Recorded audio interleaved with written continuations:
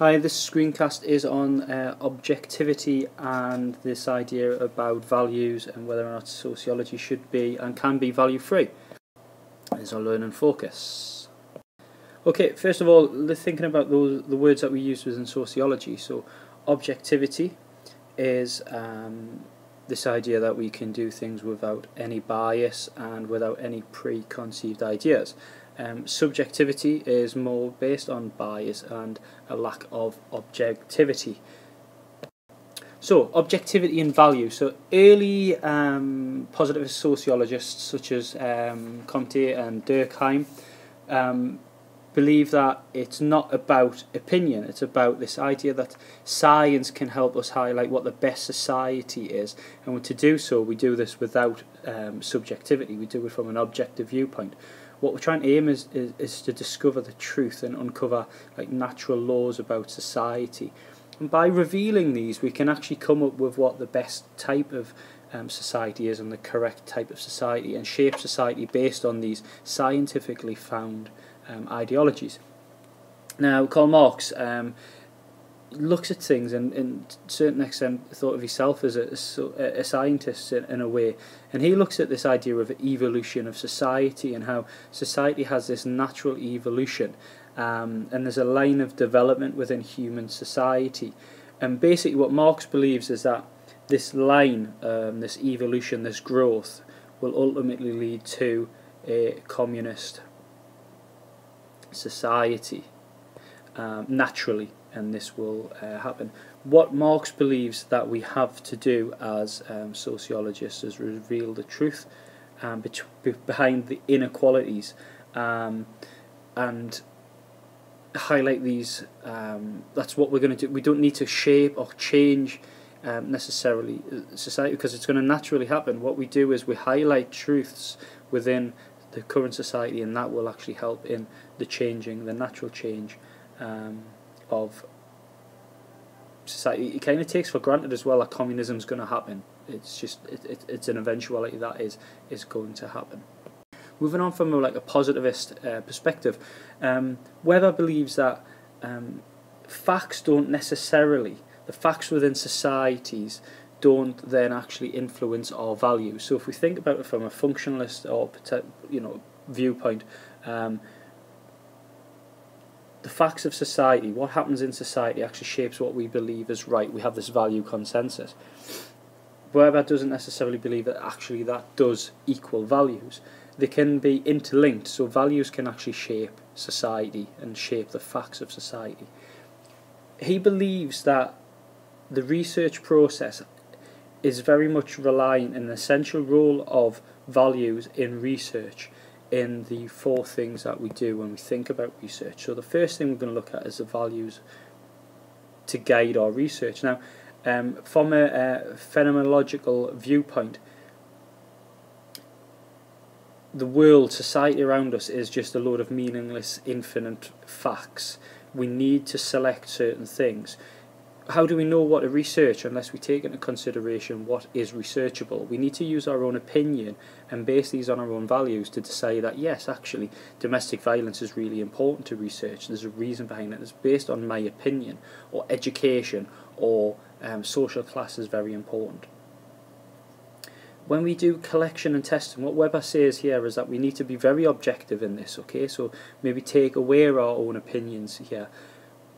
If you think about questionnaires, there shouldn't be leading questions. If you're thinking about interviews, you shouldn't necessarily push someone down a certain route, because that impacts on what your findings are. So subjectivity is very dangerous when collecting and testing these things, so we need to remain objective.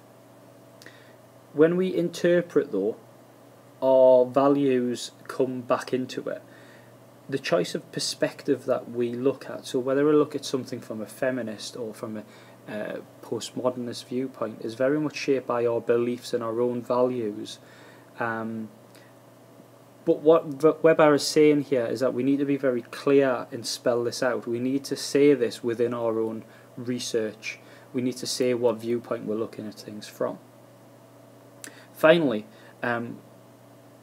we mustn't ignore the issues of our research. So when we present our research findings, it's not a case of saying, okay, here is our research, this is what we found, see you later. We need to think about what it is that we found, and we need to think about it from a moral responsibility viewpoint. Okay, so we must not forget our moral responsibilities when we're doing all of these things. Even when we're collecting and testing, we need to think about moral responsibility. We can't look at it from a completely blank sheet of paper viewpoint. We need to think about what is it we're doing and what is the impact on individuals and wider society. Okay, modernist positivist viewpoints are that values are irrelevant. So it's not whether or not we think values are important, they're actually irrelevant in modern sociological research. And that's based on two things that have happened in the 20th century according to positivists. First of all, this idea about scientific, okay, this approach that sociology is a science. As science is natural and it shouldn't really be influenced by opinion or beliefs or values, then so should sociology. The scientific element shouldn't be impacted because of our own beliefs.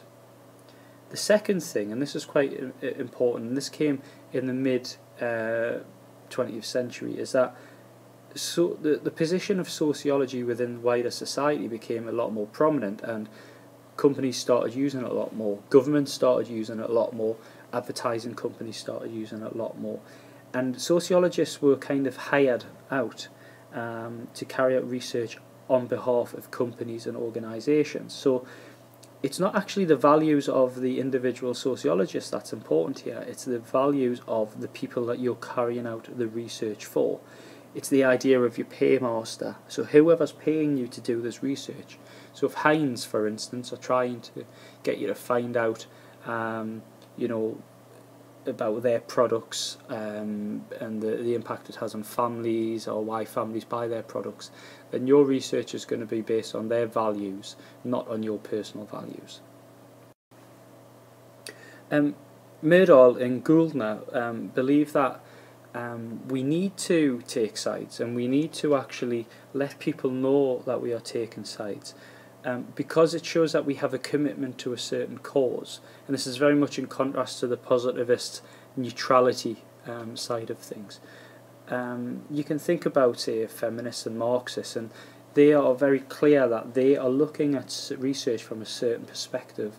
And Myrdal and Gouldner believe that that is very important, and we should do that, and we should spell out what our values are.